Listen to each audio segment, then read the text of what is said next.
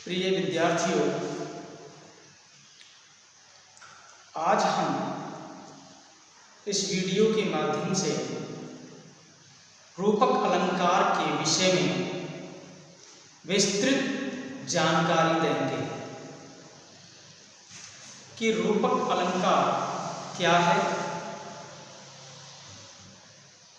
रूपक अलंकार का प्रयोग कहाँ किया जाता है और इसके कौन कौन से उदाहरण हैं। तो देखो, सबसे पहले मैं रूपक से अभिप्राय बता देता हूँ। रूपक से अभिप्राय है एक वस्तु को दूसरी वस्तु का जब रूप दे दिया जाता है तो वह रूपक अलंकार कहलाता है। जहाँ उपमेय पर उपमान का निषेध रहित आरोप हो, अर्थात एक वस्तु को दूसरी वस्तु का रूप दे दिया जाता है, उसे रूपक अलंकार कहते हैं। इसमें योजक चिन्ह का भी प्रयोग किया जाता है। योजक चिन्ह जब दो शब्दों के बीच में जब ये चिन्ह आ जाता है तो ये रूपक अलंकार को अंकित करता है, संकेतित करता है। देखो, एक उदाहरण लेते हैं हम रूपक अलंकार का। एक उदाहरण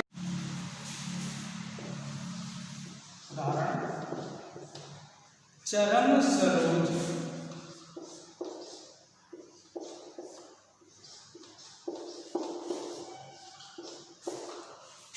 पखारन लागा।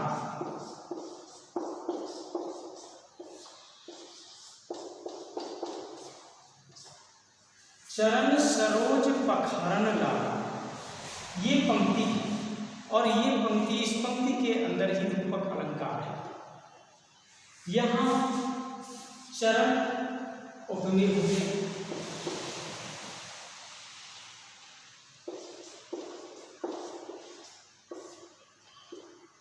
और सरोज उपमान। चरण उपमेय हो गया और सरोज उपमान हो गया। सरोज कहते हैं कमल को। यहाँ उपमेय में उपमान का आरोप होने से ये रूपक अलंकार है। कैसे? चरणों में या चरणों में और सरोज का आरोप है, इसलिए ये रूपक अलंकार कहलाएगा। यहाँ चरणों को कमल बताया गया है। यह चरणों को क्या बताया गया? कमल। निषेध रहित आरोप किया गया है, तो इसलिए ये रूपक अलंकार के अंतर्गत आएगा। समझ गए बच्चों? चरण सरोज पखारन लागा, यहाँ पर चरण पर सरोज का निषेध रहित आरोप किया गया है, इसलिए ये रूपक अलंकार होगा। दूसरा उदाहरण दे देते हैं।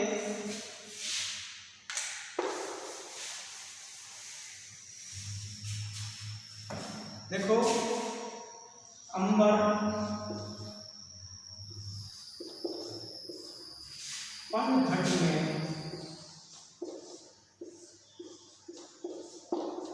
डुबो रही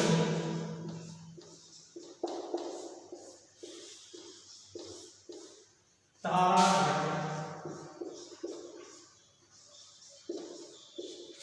पूछा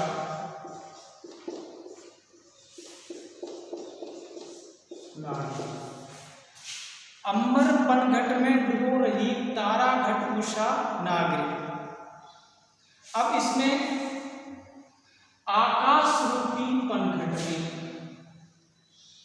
आकाश रूपी पनघट में उषा रूपी स्त्री, आकाश रूपी पनघट में उषा रूपी स्त्री तारा रूपी गढ़े को डुबो रही है।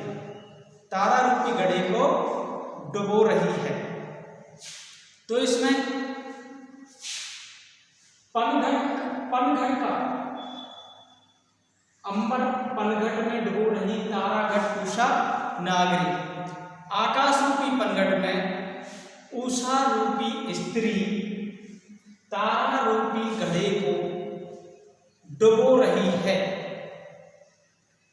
यहां आकाश पर तो पनघट का, आकाश पर पनघट का, उषा पर स्त्री का, उषा पर स्त्री का और तारा पर घड़े का आरोप होने से रूपक अलंकार कहा गया है। अंबर पनघट में डुबो रही तारा में उषा नागरी, मतलब इसमें आकाश पर पनघट का, अब समझ गए, क्योंकि आकाश को पनघट पर दे दिया, आकाश रूपी पनघट, और इसको उषा रूपी स्त्री और तारा रूपी गढ़, जहां पर इनका यहां पर आकाश का पनघट पर आरोप लगा दिया और इधर तारा पर गढ़े का और उषा पर स्त्री का आरोप होने के कारण यह रूपक अलंकार के अंतर्गत आएगा। तो बच्चों, ये जो उदाहरण है, इन उदाहरणों के माध्यम से ही हम किसी अलंकार को सही तरीका से समझ सकते हैं। अब जैसे कि मुख कमल,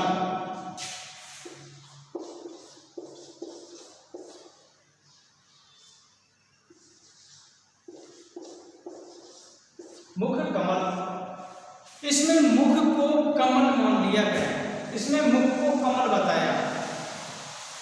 मुख रूपी कमल, मुख क्या है? कमल। यहां मुख पर कमल का आरोप किया गया है, अर्थात मुख को कमल का रूप दे दिया है, यहां मुख को कमल बना दिया है, इसलिए ये क्या होगा? रूपक अलंकार होगा।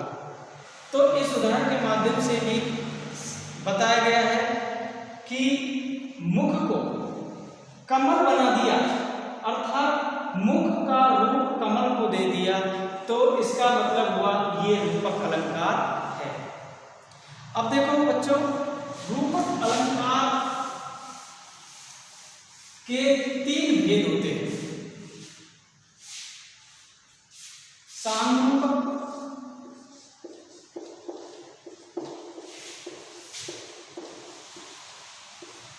सांग रूपक, निरंग रूपक,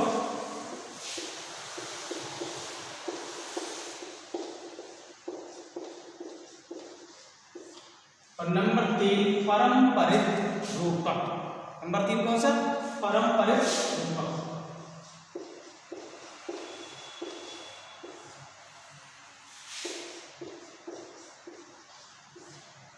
ये 3 रूप हो गए, सांग रूपक, निरंग रूपक और परंपरित रूपक। सबसे पहले हम इसको लेते हैं सांग रूपक। सांग रूपक का मतलब होता है जब उपमेय पर उपमान का निषेध रहित आरोप हो और साथ में उपमान के अंगों का उपमेय के अंगों पर भी आरोप बताया गया हो, तो वहां पर सांग रूपक अलंकार का प्रयोग किया जाता है। कैसे?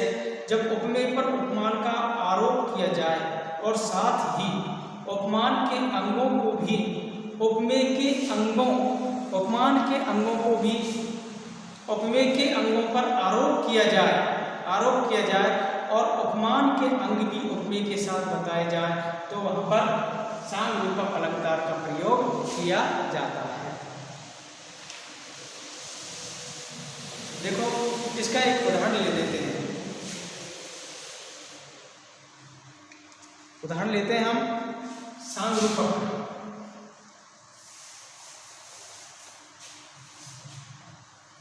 देखो यहां उदाहरण, उदित उदयगिरी, उदित उदयगिरी मंच पर रघुवर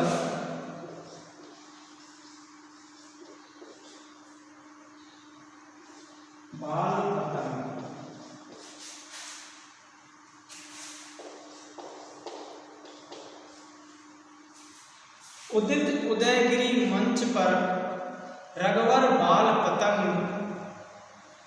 विकसे संत सरोज सब, विकसे संत सरोज सब, विकसे संत सरोज सब, हर्षे लोचन ग्रहण, हर्षे लोचन।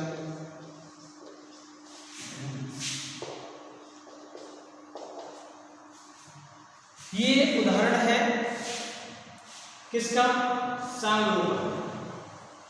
उदित उदयगिरी मंच पर रघुवर बाल पतंग, विकसे संत सरोज सब, हर्षे लोचन ब्रह्म।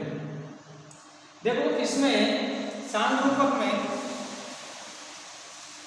उपमान का उपमेय पर आरोप बताया गया है और उपमान के अंगों का भी उपमेय के अंगों पर आरोप बताया है। देखो इसमें है जैसे कि जनक की सभा में रखे गए धनुष का वर्णन किया गया है। जनक की सभा में रखे हुए धनुष का वर्णन किया गया है कि जिसे तोड़ने के लिए श्री राम मंच पर चढ़ गए, जिसे तोड़ने के लिए श्री राम मंच पर चढ़ गए हैं। तो कवि ने उसी दृश्य को सांगरूपक के द्वारा निरूपित किया है। कैसे? जैसे देखो उपमेय,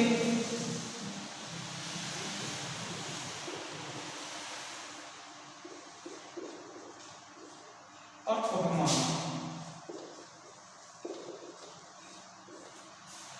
उपमेय और उपमान।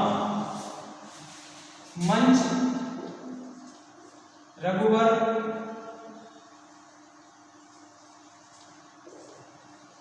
मंच है रघुवर, लोचन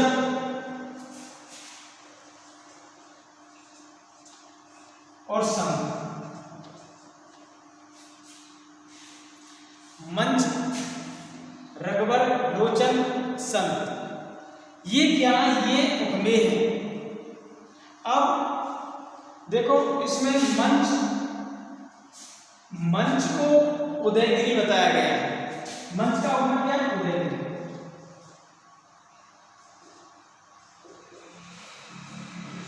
और रघुवर बाल पतंग,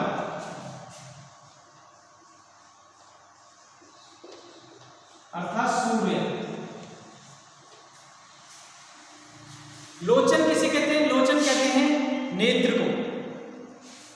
और ये इसका अपमान कौन सा होगा? भ्रंग। क्या होगा? भ्रंग।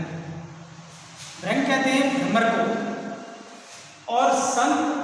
और संत का उपमान होगा, वह होगा सरोज।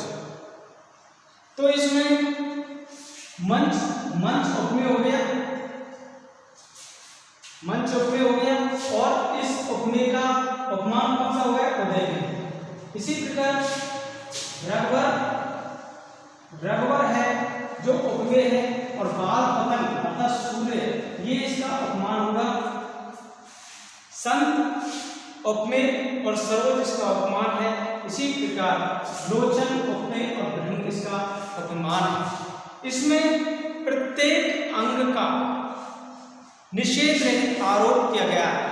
उपमान के प्रत्येक अंग का उपमेय के प्रत्येक अंग पर निषेध रहित आरोप किया गया है, इसलिए ये सांगरूपक अलंकार के अंतर्गत आएगा।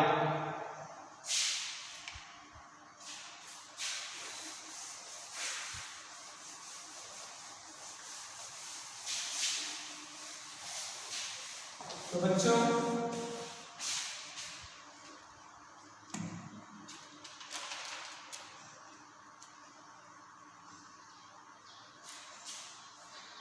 वैसे तो इसका वो उदाहरण भी मैंने दिया था, अंबर पनघट में डुबो रही तारा घट उषा नागरी, वो भी इसी का उदाहरण है, सांगरूपक। अब इसका कोई दूसरा उदाहरण लेते हैं। देखो, जीवन की चंचल सरिता में जीवन की चंचल सरिता में, जीवन की चंचल सरिता में फेंकी मन की जाली,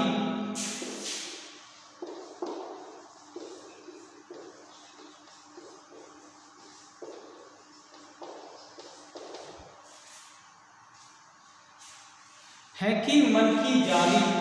जीवन की चंचल सरिता में फेंकी मन की जाली, फंस गई मन हर भावों की, फंस गई मन हर, फंस गई मन हर भावों की, मछलियां सुगर भूली, मछलियां सुगर भूली भावना।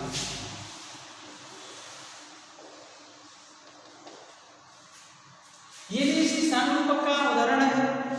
जीवन की चंचल सरिता में फेंकी मन की जाली, फंस गई मन हर भावों की, मछलियां सुगर भूली भावना। तो इसमें यही बताया गया जीवन की जो जीवन रूपी चंचल सरिता है, जीवन रूपी चंचल सरिता में अपने जो मन रूपी जो जाली है वो उसने फेंक दी। इसमें जीवन रूपी चंचल सरिता में अपनी मन रूपी जाली को फेंक दिया, फंस गई मन हर भावों की, मछलियां सुगर भोली वाली। और वे उनकी जो मनोहर भाव है, उनके मन रूपी जो मनोहर भाव है, मनोहर भाव रूपी जो मछलियां हैं वे फंस गई हैं। मन के भावों रूपी जो मछलियां हैं वे उसमें फंस गई हैं। किसमें? जाल में, मन रूपी जाल। तो इसमें सामरूपक अलंकार का प्रयोग किया गया है।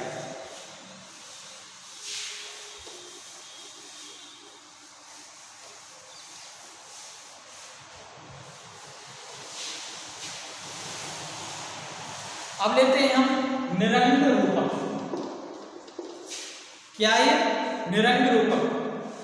जब केवल उपमान का आरोप उपमेय पर किया जाए, जब केवल उपमान का आरोप उपमेय पर किया जाए, अर्थात उपमेय को उपमान बनाया जाए, उपमेय को उपमान बनाया जाए पर उपमान के अंगों को उपमेय के साथ ना बताया जाए। इसमें केवल उपमान का उपमेय पर आरोप किया गया है, उपमान के अंगों का नहीं। जो सामरूपक में तो अंगों का भी आरोप हो रहा था, अंगों पर भी आरोप हो रहा था, पर इस निरंग रूपक में अंगों पर आरोप नहीं किया गया है, केवल उपमान का उपमेय पर ही आरोप किया गया है। जैसे हम एक उदाहरण लेते हैं, चरण कमल मृदु मंजू तुम्हारे।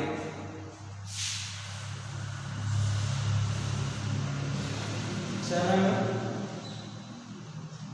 कमल, चरण कमल मृदु मंजू तुम्हारे, मृदु मंजू तुम्हारे। ये उदाहरण किसका? ये है निरंग रूपक का। चरण कमल मृदु मंजू तुम्हारे, ये चरणों को कमल बताया गया है, चरणों को कमल बताया गया है, पर कमल के अंगों को चरणों के साथ नहीं बताया गया है। यहाँ चरणों को कमल बताया गया है, पर चरण के जो इसमें अंगों का कोई भी आरोप नहीं है, केवल उपमेय पर उपमान का आरोप ही है। चरण को कमल बता दिया, अर्थात चरण रूपी कमल, इसलिए इस कमल का आरोप इस चरणों पर है, इसलिए ये होगा निरंग रूपक अलंकार।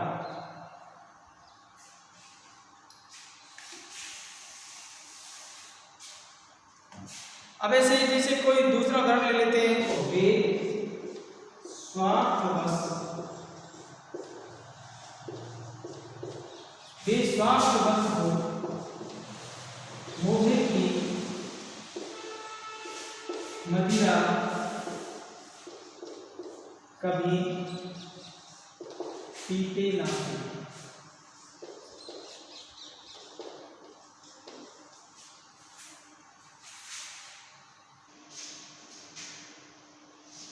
वे स्वार्थवश हो मोहे की मदिरा कभी पीते न। इसमें मोहे को मदिरा का रूप बताया गया है, अर्थात मोहे को मदिरा बनाया गया है, इसलिए ये निरंग रूपक अलंकार है। इसका अर्थ होता है वे स्वार्थ के वशीभूत होकर मोहे रूपी मदिरा का कभी सेवन नहीं करते थे। अब ऐसे इसका एक दूसरा उदाहरण ले लेते हैं, हरिमुख मृदुलमयम, हरि मुख मृदुलमयम।